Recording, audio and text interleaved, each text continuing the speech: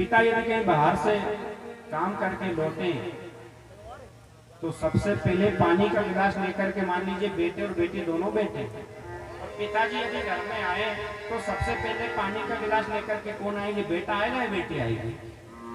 सबसे पहले गिलास लेकर के उन्होंने कहा मेरे पिताजी सुबह से भूखे होंगे, ना मालूम कहाँ कहाँ किस दशा किस स्थिति में कार्य करके लौटे ही, जल पिलाना चाहिए।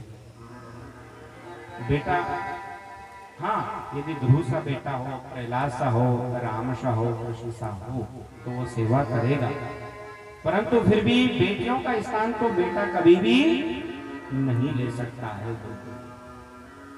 इसलिए और लेने वाले बेटे भी हैं, वो भी माता पिता की सेवा करते हैं, वो भी सम्मान करते हैं, वो भी परिवार की लाज बचाते हैं। इसलिए और जो बेटियां होती हैं वो माता पिता की शान होती है बंधुओं, और जाने अनजाने में बेटियों के द्वारा जीवन में भी बंधुओं, क्योंकि माता पिता यदि सबसे ज्यादा विश्वास रखते हैं तो बेटियों को करते हैं बंधुओं। बेटियां चाहे तो माता पिता के मान को खूब बढ़ाएं, खूब बढ़ाएं, खूब बढ़ाएं, क्योंकि बंधुओं जिस घर से जब बेटी विदा होती है ना, उस घर का आंगन भी रोने लगता है। मात्र राजा राजा श्री राजा। इसलिए जीवन में चाहे कितना भी कठोर दिल वाला पिता हो, और जिस घर से जब बेटी विदा होती है ना बंधुओं, तो वह भी अलग जाकर के फूट फूट करके रोने लगता है। और अपने जमाई से और समधी से यदि बेटी का पिता केवल एक ही बात जाकर के करता है, आपने भी प्रत्यक्ष अनुभव देखा होगा। उसने कहा कि मेरे जीवन की जो कमाई है, मेरा सबसे बड़ा धन है, जिस पौधे को मैंने सींच करके पाल पोस करके बड़ा किया है, कहीं ससुराल में जाकर के मुरझा ना जाए, बस इसका ध्यान रखना, मुझे कुछ भी नहीं चाहिए, है ना। जीवन की कमाई जितने भी पिता हैं, जितना भी हो सके अपनी बेटी के लिए करते ही हैं बंधुओं। और कहीं दहेज के लिए ससुराल में बेटियों को यदि कोई परेशान करे ना बंधुओं, तो परम पिता परमात्मा ऐसे ससुराल वालों को कभी भी माफ नहीं कर सकते हैं। इसलिए सबसे बड़ा यदि कोई दहेज है ना, तो किसी की बेटी है ना बंधुओं, उससे बड़ा कोई हमारे जीवन में दहेज नहीं हो सकता है। दहेज कोई मन से दे तो उसे स्वीकार करे, परंतु कभी भी, और कई बार हम सुनते हैं, कई बार समाचार पत्रों में भी देखने को सुनने को आता है बंधुओं, एक दहेज के लिए बेटियों को कितना प्रताड़ित किया जाता है, और व्यासपीठ कहते तो दहेज मांगते ना बंधुओं, उनसे बड़ा संसार में कोई भिखारी भी नहीं हो सकता है बंधुओं। और अपने कलेजे के टुकड़े को जब सौंप दिया एक पिता ने, एक माता ने, उससे बड़ा और क्या दहेज चाहिए सर? ये विचारने वाली बात है। और यदि हमारे घर में किसी की बेटी आए ना बंधु, हमारी बेटी को हम चाहते हैं कि बेटी दूसरे के घर में जाकर के राज करे, है ना, बहू रानी बन करके रहे, और किसी की बेटी को लेकर के आए तो बंधुओं आपसे हाथ जोड़ करके निवेदन है, उसको इतना प्यार दें, इतना प्यार दें कि वो अपने शायद मायके को ही भूल जाए, इतना प्यार दें। और आज के द्वितीय दिवस की कथा में कई केवल आप यही सीखे कि बेटियों का सम्मान, बेटों का भी करे सम्मान। इसमें ये नहीं कि बेटे के हम विरोधी हैं, नहीं तो जितने भी बेटे यहाँ नौजवान बेटे, उन्होंने कहा ऐसे गुरुजी को हम लेकर के मत जा। हाँ, बेटों का भी सम्मान करें, बेटे भी हमारे सम्मानित है, उनको बढ़ाने वाले हैं, मान रखने वाले हैं, परंतु साथ में बेटियों का भी पूरा ख्याल होना चाहिए। और कहा गया बेटी पराया धन होती है, एक बेटी कहती है बेटी पराया धन होती है, धनी की हो या निर्धन की, मैं बेटियां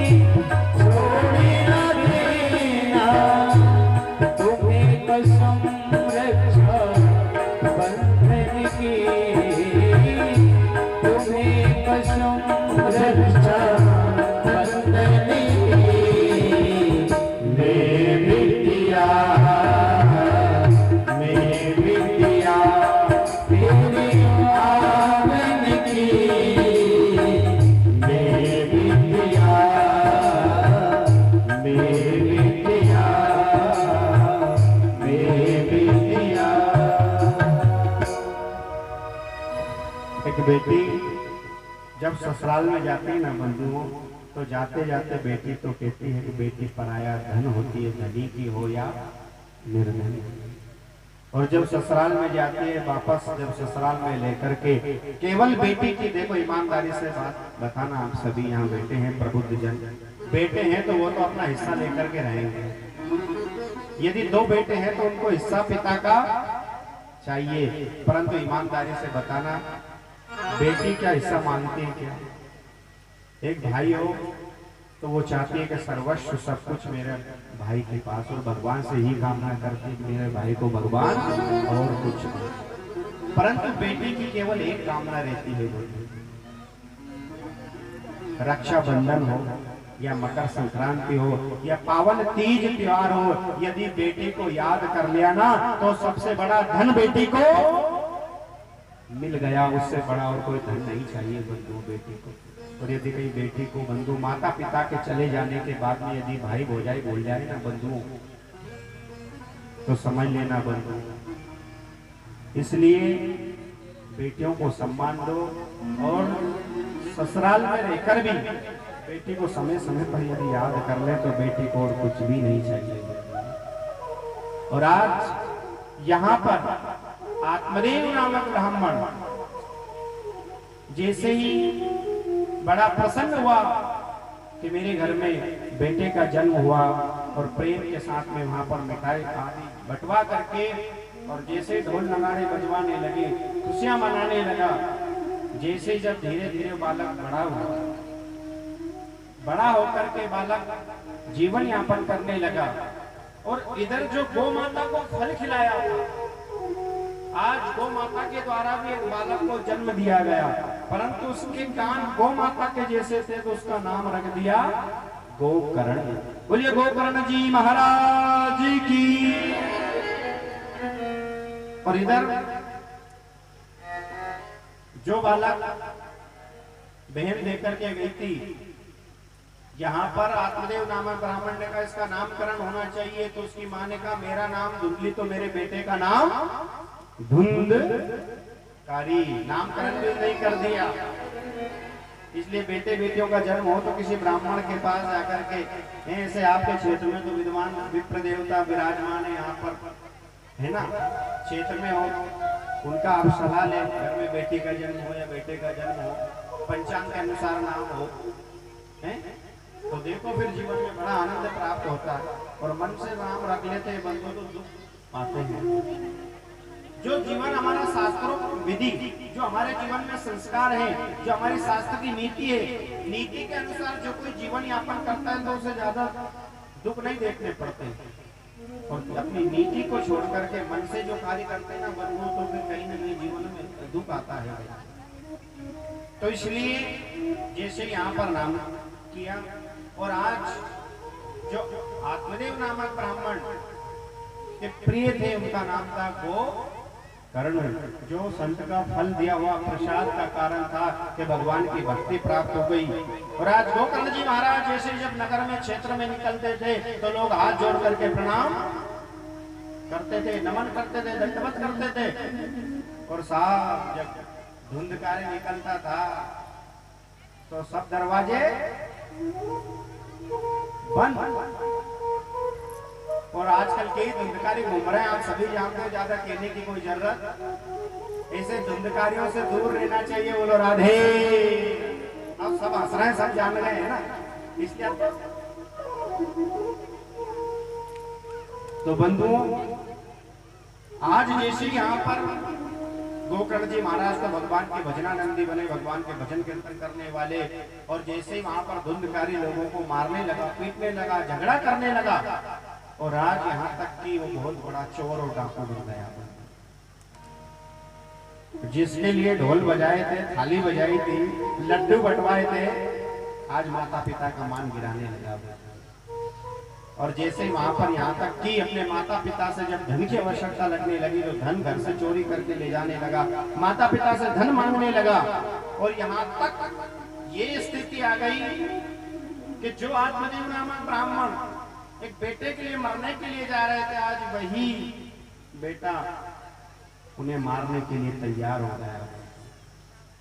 और समझ लेना जिस दिन घर का बेटा यदि माता पिता पर हाथ उठा दे, हाथ के अगर सामने भी आकर के खड़ा हो जाए ना बंदो, तो समझ लेना इस घर में धीरे धीरे कलयुग।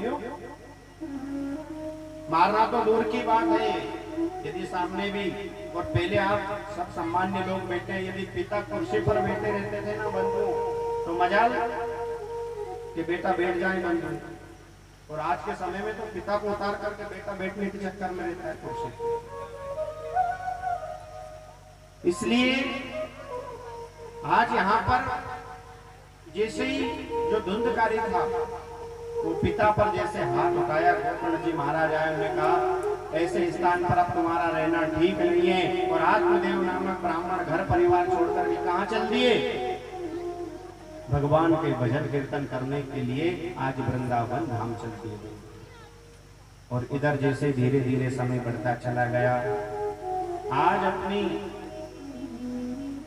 माँ को जब परेशान करने लगा, यहाँ तक कि माँ को भी मारने पीटने लगा। और बेटा यदि माँ पर हाथ उठा दे तो बंधु फिर वो समय क्या होगा आप विचार करो। माँ दौड़ करके गई और जाकर के एक कुआं था, अंधा कुआं, उसमें जाकर के माँ गिर गई। अपनी जीवन की लीला उसने भी समाप्त कर दी। धुंधकारी ने 5-5 वेश्याओं को रख लिया और जैसे ही उन्हें धन लेकर के देता, उनको धन चाहिए था, उन्होंने भी विचार किया कि चोर बन गया, डाकू बन गया, यदि एक रोज ये पकड़ा जाएगा तो इसके साथ हमें भी जेल में जाना पड़ेगा। अर्धरात्रि का समय था, जितना भी धन था धुंधकारी के पास सब बांध करके और 5 वेश्याएं जाने के लिए तैयार होने लगी और गले में शाखल बांध करके उसके प्राण निकाल दिए धुंधकारी। और आज जैसे जब समय बदला, पूरा घर नष्ट हो गया, माता जाकर के कुएं में गिर गई। इधर धुंधकारी की 5 वेश्याओं ने मृत्यु कर दी, उधर पिताजी घर छोड़ करके चले गए। जो उनके भाई थे गोकर्ण जी वो भी गया जी चले गए। बंधुओं देखो, परिवार में एक सदस्य की वजह से पूरे परिवार को दुख देखना पड़ता है और एक व्यक्ति की वजह से पूरे परिवार का नाम रोशन हो जाता है, यहाँ तक कि समाज का, क्षेत्र का, प्रदेश का नाम भी रोशन हो जाता है। इसलिए जीवन में कभी ऐसा कोई कदम ना उठाएं, क्योंकि हमारी बदनामी तो होती है परंतु साथ में परिवार की, समाज की, क्षेत्र की भी बदनामी हो जाती है। और आज जैसे जब समय बढ़ता चला गया, आज यहाँ पर कई दिनों के पश्चात जैसे ही गोकर्ण जी महाराज जब अपने नगर में वापस आए, अर्धरात्रि का समय था, जब वो सो रहे थे, रात के 12 बज रहे थे, और उसी समय में स्वप्न में एक व्यक्ति दिखाई दिया। और जैसे वहां पर जब बोल नहीं पा रहा था, क्योंकि वह प्रेत योनि में पड़ा हुआ था, और वहां पर गोकर्ण जी ने कहा, महाराज कौन हो, आपका नाम बताइए। और जैसे कमंडल से जल लिया, जल का छींटा दिया तो बोल पड़ा और कहने लगा, अहम भ्राता तुदीयोस्मि धुंधकारेति नामता स्वकीयेनेव दोषेण नासितं ब्रह्मता मया। कहने लगा, महाराज मैं आपका भाई हूं, अहम भ्राता तुदीयोस्मि, और मेरा नाम धुंधकारी है। और